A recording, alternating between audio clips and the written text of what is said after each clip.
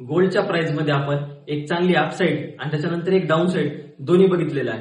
तर आता आपण बघूया की गोल्ड मध्ये आता पुढे काय काय होऊ शकतं। त्याच्यासाठी आपण जाऊया की गोल्ड मिनीच्या चार्टवर, नोव्हेंबरच्या फ्युचरवर। आणि हा, इथं जे तुम्हाला प्राइस दिसल त्या प्राइस मध्ये आणि तुमच्या सिटी मधल्या प्राइस मध्ये एक 3000चा फरक असतो। त्याच्यामुळं तुम्ही ह्या प्राइस मध्ये 3000 रुपये ऍड करून तुम्ही तुमच्या सिटीच्या प्राइसचा अंदाज घेऊ शकता। तुम्ही बघू शकता चार्ट मध्ये की एक रेड लाईन आहे आणि ही रेड लाईन म्हणजे आपलं एक स्पेशल इंडिकेटर आहे। आणि जेव्हा जेव्हा गोल्ड आपल्या ह्या रेड लाईनला टच करतं तेव्हा तेव्हा गोल्डमध्ये एक 4-5 हजाराची चांगली मुवमेंट येते। आणि त्याच्यानंतर जेव्हा जेव्हा गोल्ड ह्या आपल्या रेड लाईनला खालच्या साईडला ब्रेक करतं तेव्हा तेव्हा गोल्डमध्ये एक 4-5 हजाराची डाऊन साईड सुद्धा येते, तुम्ही इथं बघू शकता।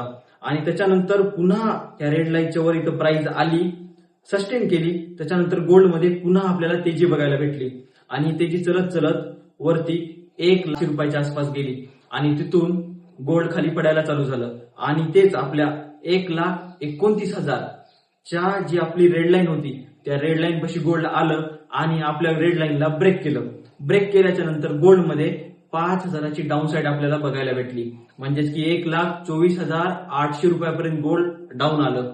आणि आता गोल्ड आपली जी रेड लाईन आहे तिच्या खाली आहे आणि जो आपला सपोर्ट आहे आता 1,24,800चा त्याच्या वरती आहे, म्हणजेच की या दोघांच्या मध्ये आता प्राइस तिथं सस्टेन करत आहे।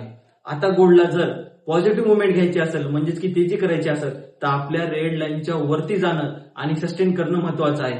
आणि आपली रेड लाईनची प्राइस काय आता सध्याला 1,28,500च्या वरती जोपर्यंत गोल्ड जाणार नाही आणि सस्टेन करणार नाही तोपर्यंत गोल्ड मध्ये आता नवीन तेजी आपल्याला बघायला भेटणार नाही। आणि तसंच जोपर्यंत गोल्ड 1,24,800 रुपयाचं लेवल तोडून खालच्या साईडला सस्टेन करणार नाही तोपर्यंत आपल्याला गोल्डमध्ये मंदी सुद्धा नाही बघायला भेटणार। जर इन्फॉर्मेशन आवडली असेल तर नक्की आमच्या ट्रेड विथ डिटेल युट्यूब चॅनलला सबस्क्राईब करा। आणि तुम्हाला काय वाटतं, गोल्ड 1,28,500चा लेवल तोडून वापस तेजीमध्ये जाईल का 1,24,800चा लेवल तोडून वापस मंदीमध्ये जाईल? नक्की कमेंटमध्ये सांगा। धन्यवाद।